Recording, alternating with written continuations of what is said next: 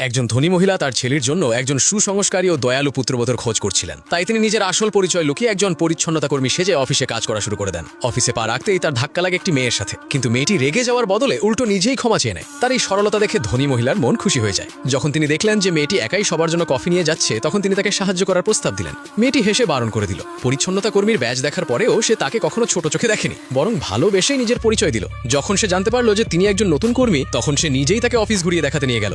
অফিসে পৌঁছে ধনী মহিলা অবাক হয়ে গেলেন। মেয়েটি তার সমস্ত সহকর্মীদের জন্য কফি এনেছিল, কিন্তু কেউ তাকে একটা ধন্যবাদ পর্যন্ত জানালো না। শুধু তাই নয়, সে একটি কফি বিশেষভাবে ওই মহিলার জন্য বাঁচিয়ে রেখেছিল। তখনই একজন নারী সহকর্মী সেই কফিটি কেড়ে নিয়ে এবং খোঁচা মেরে বলল যে পরিচ্ছন্নতা কর্মীরা কোম্পানির সুযোগ সুবিধার অধিকারী নয়। এই কথা শুনতেই সে তার সামনে গিয়ে দাঁড়ালো। সে বলল যে কোনো কাজই ছোট বা বড় হয় না এবং কোম্পানির সুযোগ সুবিধার উপর প্রত্যেক কর্মীর সমান অধিকার রয়েছে। তর্কে হেরে গিয়ে সেই সহকর্মী রাগে বাকি কফিটা নিয়ে চলে গেল। মেয়েটি ধনী মহিলাকে বোঝালো যে এই ধরনের ছোটখাটো বিষয় মনে পুষে রাখতে নেই। তার এই ভালো মানুষই দেখে মহিলার স্নেহ আরো বেড়ে গেল। কাজ শেষ হবার পর মেয়েটি তাকে একটি ম্যারেজ ব্যুরোর বাইরে দেখলো, যেখানে তিনি একজন প্রতারককে টাকা দিতে যাচ্ছিলেন। মেয়েটি তখনই ছুটে গিয়ে তাকে থামালো। সে জানালো যে এই লোকটি মিথ্যা বলছে এবং ওই এজেন্সির সাথে তার কোনো সম্পর্ক নেই। কথা বাড়তেই প্রতারকটি সেখান থেকে পালিয়ে গেল। মেয়েটি মহিলাকে বোঝালো যে আজকাল এই ধরনের প্রতারকেরা সব জায়গায় ঘুরে বেড়াচ্ছে, তাই সবসময় সাবধান থাকা উচিত। তখন ধনী মহিলা জানালেন যে তিনি তার ছেলের জন্য যত দ্রুত সম্ভব বউ খুঁজতে চান, আর সেই কারণেই প্রায় প্রতারণার শিকার হতে যাচ্ছে।